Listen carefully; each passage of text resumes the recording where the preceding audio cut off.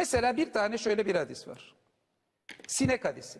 Diyor ki, nerede geçiyor?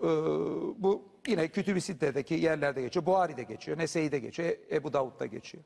Sinek bir kaba düşerse içine batırın. Yani bir kanala düşerse batırın, onu öyle yiyin. Onda şifa vardır diyor. Şimdi biz sineğin, biliyoruz ki sinek ayağında bir sürü bakteriler taşıyor. Dışkılara, leşlere koyuyor. Ve tifo gibi, kolera gibi, sarılık, dizanteri gibi bir sürü hastalığı taşıyan bir canlı. Değil mi sinek? Şimdi siz sineği batırmanın, çünkü Ebu Bekir Bey hadisleri de vahiy unsuru görüyor. Kur'an gibi görüyor hadisleri. Bu hadisi değildir herhalde. İnşallah değildir. Göreceğiz birazdan. Buhari'de geçiyor, Nese'de geçiyor. Bakalım ne diyecek, inşallah görmüyordur. Ben de mutlu olurum öyleyse. Yani amaç hasıl olur benim için öyle bir şey varsa. Ama bakın böyle bir şey var. Hemen bir iki tane daha hadis söylemek istiyorum. İzninizle belki. Mesela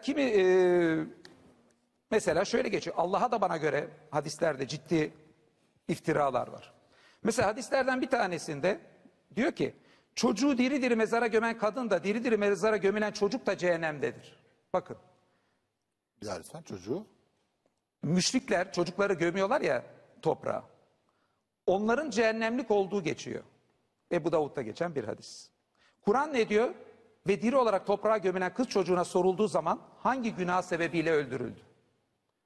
Siz hadis açsanız bakın bu Allah'a bir müthiş bir iftira. Allah'ın adaletine karşıt bir iftira. Yani 1 yaşındaki çocukları, daha konuşmayı bilmeyen çocukların bile cehennemlik olacağını sırf müşrik çocuğu olduğu için söyleyen, Kur'an'la savaşan bir hadis bu. Bir iki hadis daha vereyim. Bakın Hazreti Ayşe de bugün uyguladığımız metodu uyguladığının çok örneği var. Hazreti Ayşe'ye de bazı şeyler geliyor. Direkt Kur'an'la onlara itiraz ediyor. Mesela bir tanesinin örneğini vereyim.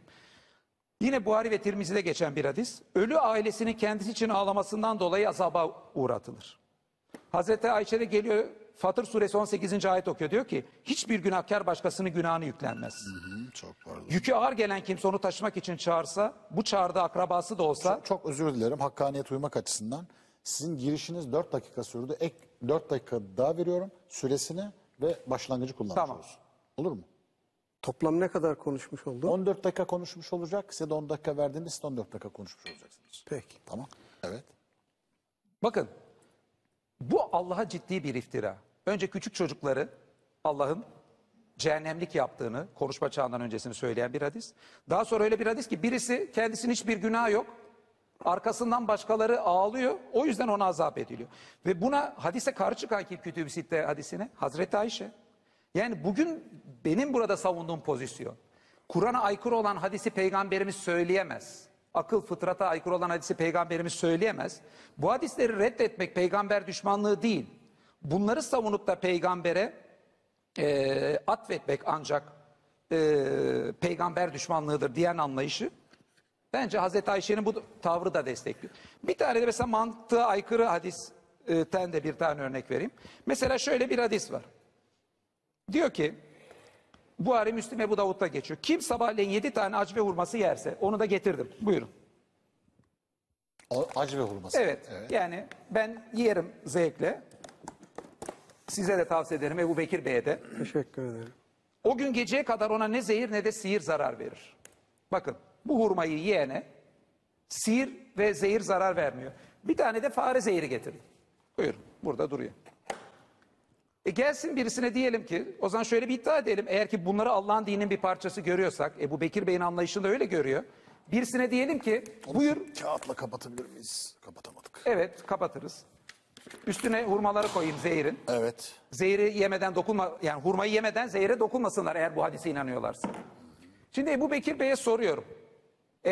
Allah'ın dinine hepimiz güveniyoruz. Bu hurmayı yedikten sonra bu zehri yemeyi birine tavsiye edebilir mi? Kendisi böyle bir şey yapabilir mi? Bunları din adına savunmak İslam'a bir ihanet değil mi? Bunu işte Kütüb-i Sitte'de duruyor. Buyur işte hurma, işte zehir. Var mı bunu yapabilecek? Birine tavsiye edebiliyor muyuz? Bunları din diye savunmak bu dine ihanet değil de nedir? Daha da örnek vermeye devam edeyim. Orada hurmalar Son duruyor. bir dakikamız var. İsteyen işte hadisin mucizeliğini ispat edebilir. Hurmayı yiyip zehri yesin bakalım. Yani eğer ki ne kadar hadislere güveniyorlarmış onları görmek için sabırsızlanıyorum. Hele kadınlarla ilgili öyle peygamberimize iftiralar var ki mesela bunlardan bir tanesi kadın sünnet.